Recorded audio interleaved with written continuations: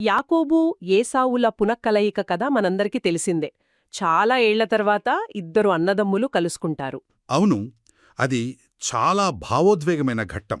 కానీ beat Israel international అలాగే గడ్డి ఎఫ్రాయిం నోట్స్ లాంటి కొన్ని మూలాలను చూస్తుంటే ఆ ఈ కథలో మనకు తెలియని మరో లోతైన అర్థముందనిపిస్తోంది. నిజమే, ఇది కేవలం చారిత్రక సంఘటన కాదు, ఒక ప్రవచనం లాంటిది. ఈరోజు మనం సరిగ్గా దాని గురించే మాట్లాడుకోబోతున్నాం.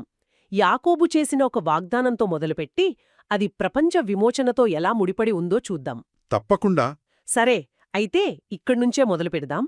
యాకోబు ఏసావుతో నేను నా ప్రభువు వద్దకు షేయిరుకు వచ్చేవరకు అని మాటిస్తాడు.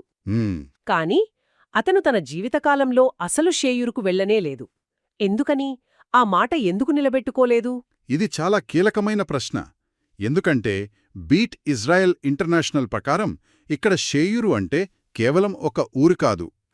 కాదు, అది ఏషావు రాజ్యానికి అంటే భౌతిక ప్రపంచానికి ఒక ప్రతీక. దానిలోనే శుద్ధి చేయని శక్తికి, కఠినత్వానికి గుర్తు.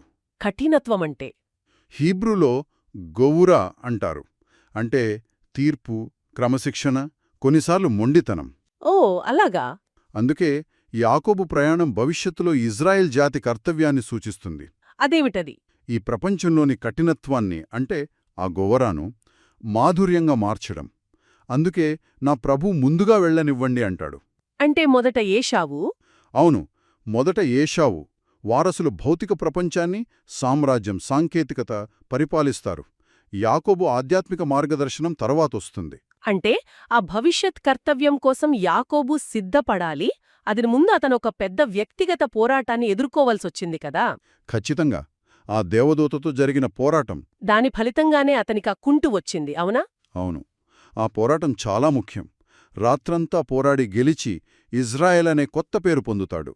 కాని శాశ్వతంగా ఒక కుంటుతో మిగిలిపోతాడు. అదే సమయంలో రాహేలు మరణం, ఆమె కన్నీళ్ల ప్రస్తావన కూడా వస్తుంది కథలో. సరిగ్గా. ఒక్క నిమిషం. యాకోబు పేరు మారి అతను దైవంతో పోరాడినవాడు అయినా అతనిలో ఒక లోపం మిగిలిపోయింది. అదే సమయంలో రాహేలు కన్నీళ్లు. ఈ రెండింటి మధ్య సంబంధమేమిటి? ఈ మూలాలు ఈ రెండింటినీ కలిపి చూస్తాయి. యాకోబు కుంటు దేనికి చిహ్నమంటే ప్రవాసంలో ఉన్నప్పుడు దెబ్బతినే విశ్వాసానికి. విశ్వాసానికా? అవును. ఇక రాహేలు కన్నీళ్లు దైవిక కరుణకు అంటే షఖీనాకు ప్రతీక. ప్రవాసంలో ఉన్న తన పిల్లల కోసం ఆమె ఏడుస్తూనే ఉంటుంది. ఆ కన్నీళ్లే ఏషావు యొక్క కఠినమైన గెవురాను, ఆ తీర్పులను మృదువుగా చేస్తాయని ఒక నమ్మకం. అంటే ఆ కుంటు ఒక గాయమైతే ఈ కన్నీళ్లు దానికి మందులాంటివి. అంతే, రెండూ కలిసి ఒక నిరీక్షణ ఒడంబడికని ఏర్పరుస్తాయి. ఈ పరివర్తన ఆలోచన చాలా బాగుంది. కాని అంతిమంగా విమోచన ఎలా జరుగుతుంది?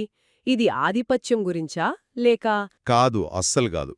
దీన్ని ఒక పెద్ద చిత్రంగా చూస్తే విమోచన అంటే జయించడం కాదు, పరివర్తన చెందడం. పరివర్తన చెందడమా? అవును. ఇక్కడే మషియాక్ బెన్ యోసెఫ్ అనే భావనొస్తోంది. అతను ఏషావు సాధనాలనే అంటే సాంకేతికత, ప్రాపంచిక పురోగతి వంటి వాటినే దైవిక ప్రయోజనం కోసం ఉపయోగిస్తాడని ఈ నోట్స్ సూచిస్తున్నాయి. చాలా ఆసక్తికరంగా ఉంది.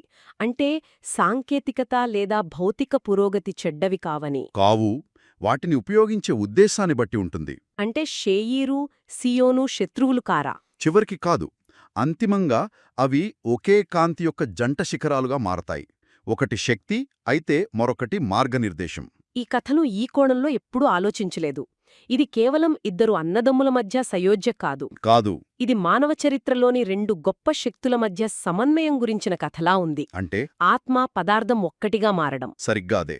గడ్డి ఎఫ్రాయిం నోట్స్ దీనింకా లోతుగా వివరిస్తుంది. వారి ప్రకారం ఈ తోరా భాగం పేరు వాయిష్లక్, అంటే అతను పంపాడు అని. అంటే ప్రతి ఆత్మ తన దైవిక నామం కోసం, తన అసలైన గుర్తింపు కోసం చేసే పోరాట కథ ఇది. ప్రతి ఆత్మ చేసే పోరాటమా? అవును. మన వ్యక్తిగత పోరాటాలు ఈ ప్రపంచాన్ని సంపూర్ణ దైవిక కాంతితో నింపే ఒక పెద్ద విశ్వ ప్రణాళికను ప్రతిబింబిస్తాయి. అద్భుతం. అంతిమంగా యాకోబు శేయీర్కు చేరుకున్నప్పుడు, అంటే ఆధ్యాత్మికత భౌతిక ప్రపంచాన్ని పూర్తిగా పరివర్తన చేసినప్పుడు, విమోచన పొందిన ప్రపంచానికి అది ఉదయమవుతుంది.